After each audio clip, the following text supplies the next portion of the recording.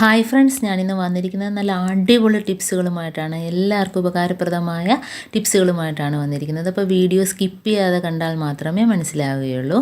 അപ്പോൾ എൻ്റെ ഈ ചാനൽ പുതിയതായിട്ട് കാണുന്ന കൂട്ടുകാരുണ്ടെങ്കിൽ പ്ലീസ് ഒന്ന് സബ്സ്ക്രൈബ് ചെയ്ത് സപ്പോർട്ട് ചെയ്യാനും കൂടി മറക്കരുത്. അപ്പോൾ നമുക്ക് വീഡിയോയിലോട്ട് കിടക്കാം. അപ്പോൾ ഞാനിന്ന് എടുത്തിരിക്കുന്നത് നമ്മുടെ വൈപ്പറാണ്. നമുക്ക് വെള്ളമൊക്കെ തെപ്പി കളയുന്ന വൈപ്പറുണ്ടല്ലോ, ആ വൈപ്പറും 2 സോക്സും മാത്രം മതി. നമുക്ക് വീട് മുഴുവനും വൃത്തിയാക്കി എടുക്കാൻ ഇത് മാത്രം മതി. ചൂലോ മോപ്പോ ഒന്നും തന്നെ വേണ്ട. അപ്പോൾ ഈ വൈപ്പറിനകത്ത് 2 സോക്സ് ഇട്ട് കൊടുക്കുക. അപ്പോൾ നമ്മളെ വീട്ടിൽ 2 സോക്സ് ഉണ്ടെങ്കിൽ ഇതേപോലെ 2 ഭാഗത്തായിട്ട് കയറ്റിയിട്ട് കൊടുക്കുക. കണ്ടോ? അപ്പോൾ ഇതേപോലെ സോക്സ് വല്ല ലൂസ് ആവുകയാണെങ്കിൽ മാത്രം ഒരു റബ്ബർ എടുത്തിട്ട് കൊടുത്താൽ മതി.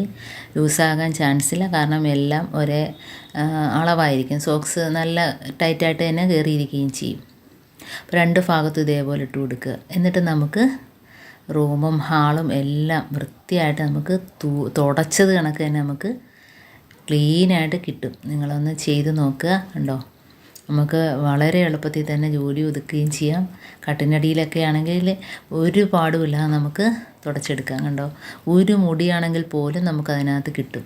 നല്ല തുടച്ചത് കണക്ക് തന്നെ നമുക്ക് അതിനകത്തുനിന്ന് എല്ലാ പൊടികളും കിട്ടും. കട്ടിനടിയിലും അലമാരയുടെ അടിയിലും എല്ലാം ഇതേപോലെ ഒന്ന് ആക്കി വലിച്ചെടുത്താൽ മതി. കണ്ടോ?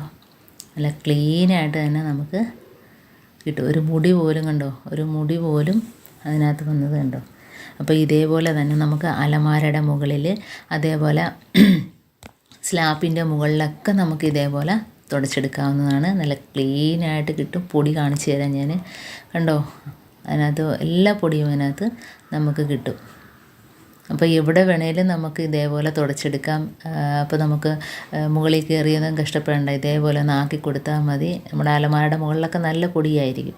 അപ്പോൾ ഇതേപോലെ ഇടയ്ക്കൊക്കെ ഒന്ന് ചെയ്ത് കൊടുത്താൽ മതി. അപ്പോൾ ഇനി അടുത്ത ടിപ്പെന്ന് പറഞ്ഞാൽ, നമ്മൾ മുളക് പൊടി മല്ലിപ്പൊടിയൊക്കെ പൊടിപ്പിച്ചിട്ട് നമ്മൾ ഇതേപോലെ തട്ടിയിടുമല്ലോ കുപ്പിക്കകത്ത്. അപ്പോൾ ഇതേപോലെ ഒരു പേപ്പർ ഇട്ടതിന് ശേഷം മാത്രം തട്ടിയിടുക. അന്നേരം നമ്മൾ തറയിൽ പോയാൽ തന്നെയും നമ്മുടെ കിച്ചൺ ടൈലൊന്നും അഴുക്കാകത്തില്ല. കാരണം നമ്മൾ വൃത്തിയാക്കിയിട്ട ടൈലൊക്കെ പിന്നെ ഈ പൊടി വീണാൽ ഒട്ടിപ്പിടിച്ച് ആകെ വൃത്തികേടാകും. അപ്പോൾ അങ്ങനെ ഒരു പാട് കാണത്തില്ല.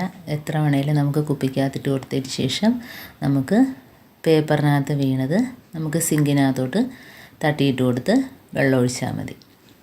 അപ്പോൾ നമുക്ക് എളുപ്പത്തിൽ തന്നെ തട്ടിയിട്ട് കൊടുക്കാൻ പറ്റുകയും ചെയ്യും. കണ്ടോ? അപ്പോൾ ഇനിയിപ്പോൾ അടുത്ത ടിപ്പെന്ന് പറഞ്ഞാൽ, നമ്മൾ പച്ചക്കറികളൊക്കെ എത്ര നാൾ വേണേലും ആവശ്യമില്ല, ഫ്രിഡ്ജിൽ വെക്കാതെ തന്നെ നമുക്ക് സൂക്ഷിക്കാവുന്നതാണ്.